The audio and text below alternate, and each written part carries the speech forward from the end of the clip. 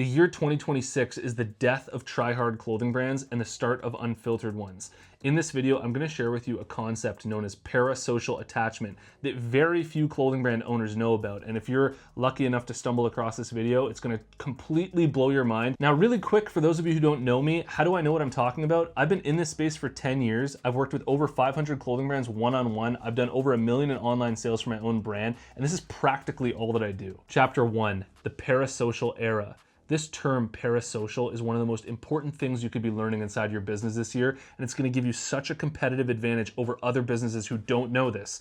But what it is it's where people develop a genuine connection, sense of trust, and emotional connection to someone that they only know through media, as if they're a friend, even though it's only one-sided and it's non-reciprocal. For example, I've got a bunch of people who have been following this YouTube channel for literally the 9 years I've been doing it that I've never met before. And they feel like they know me fully. They understand all my little quirks, my personality traits, and they trust me, they want to listen to me. Yet I've never met them and I don't even know who they are. But this sense when you're making your content of giving people that feeling and giving people that value is what's most important in 2026. And what people have become more and more sensitive to as social media has developed is a sensitivity to advertising, a sensitivity to being sold to, and people just trying to bullshit.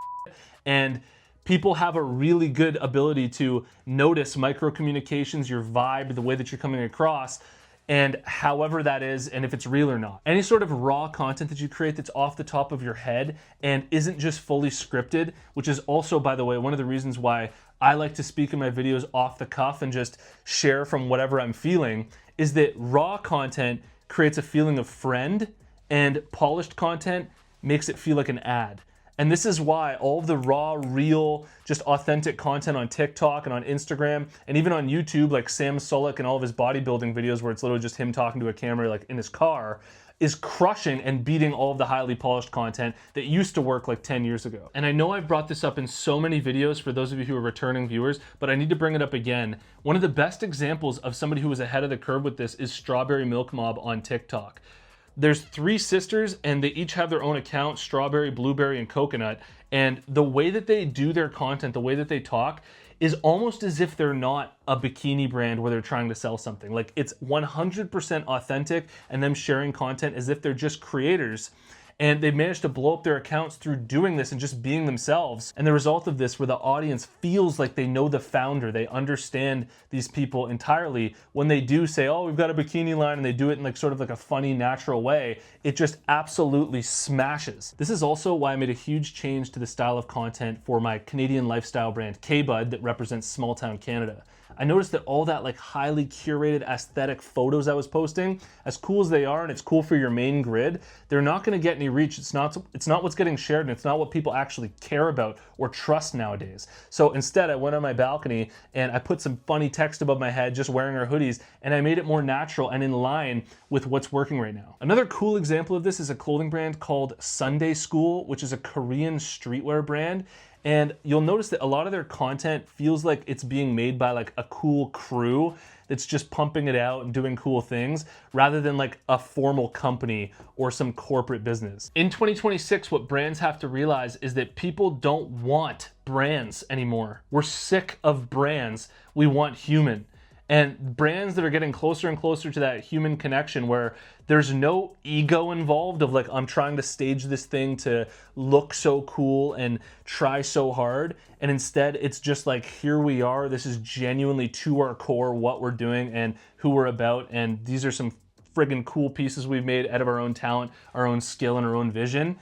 I think that that's the exact vibe that you want to be pushing out. Now, real quick, before we dive even deeper into the nuances on all of this and flush it out entirely, if you're a clothing brand, you likely need designs made, and I highly recommend that you try out design.com, who's the sponsor of this channel. Pop open a new tab, go to design.com/Rob88. Type in whatever sick idea you have for a design, hit enter. Thousands of designs are gonna pop up. You don't have to like them all, but maybe you like one. You can click on it and edit it and refine it as long as you want for free until it's perfect. Play around with this tool as long as you want for free at design.com/Rob88, and if you like what you make, you'll get up to 88% off at checkout. Chapter 2, proof that realness is taking over.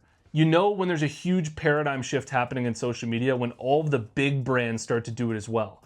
Like an example of this would be Lululemon, who's got 5 million followers on Instagram and probably a marketing team they spend millions and millions of dollars on, yet their focus remains more and more on trying to get a human connection. Like they've got content of athletes talking behind the scenes, storytelling and things like that. And a really subtle yet important point to note here is that your brand doesn't need to look like a piece of shit in order for this to work for you. I'm not saying that you want to purposely make your brand look like crap. Your website should still look really clean and polished and good, and all of your mock-ups you should spend time on to make sure that your items look great.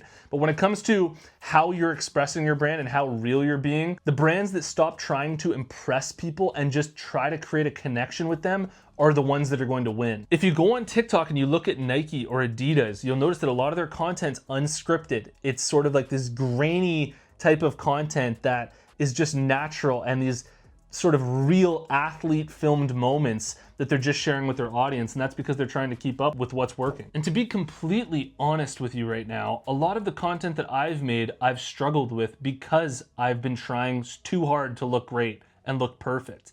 And I've had to learn this lesson the hard way, whether that's on YouTube, whether that's on TikTok, on Instagram, that the content where I'm just trying too hard and everything's just like, I've got to make this amazing so that people think how good I am or they want to buy this thing, it never works. There's this nice like balance in the middle where you can still put full effort into your content and into your brand and still be intentional with the perception that you're trying to create and the type of way that you want to connect with your viewers.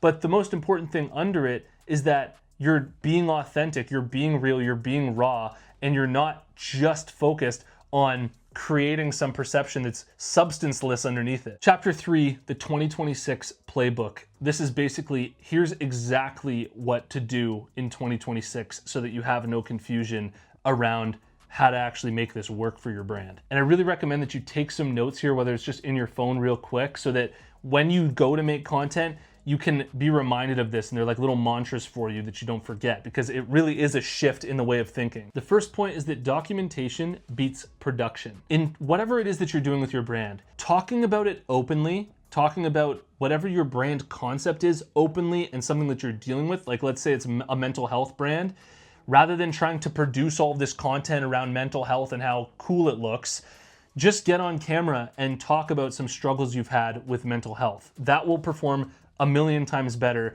than anything that you're trying to do that feels unnatural or not real. The second point, consistency will beat quality. And this is because when it comes to quality, what even is value anymore? Is value all of the highly cool editing that you've probably already seen in this video? Or is value the actual content that you're getting, the vibe that I'm putting out, hopefully your ability to actually view this content as helpful for your brand? And so if we put an extra 5 hours into editing this video to make it look higher quality, I'm not convinced that it would perform any better than however this video does right now. The third point, authenticity beats everything. When it comes to your brand, you need to have that authentic connection to whatever your brand concept is. And your content should stem from that. So, you know, with my clothing brand in small town Canada, a lot of the content that we made was out in small town rural Canada, doing fun things out there, like fires, throwing logs on it, and being real, because we were literally camping and we just shot whatever was going on out there. And just remember that raw doesn't mean sloppy.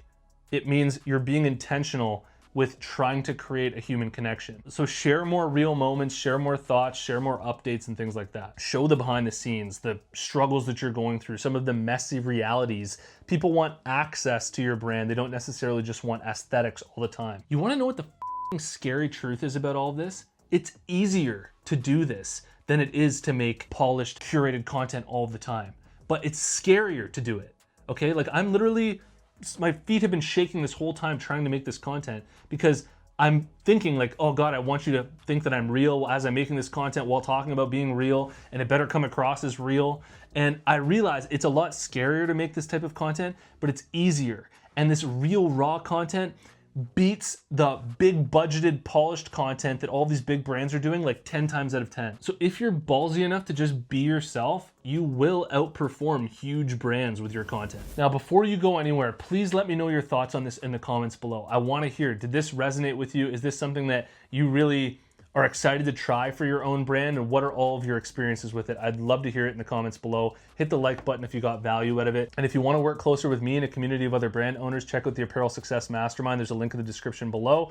We're a bunch of clothing brands. We do a call every month and strategize together. It's pretty chill in there. And check that out, and I'll see you in the next one. Peace.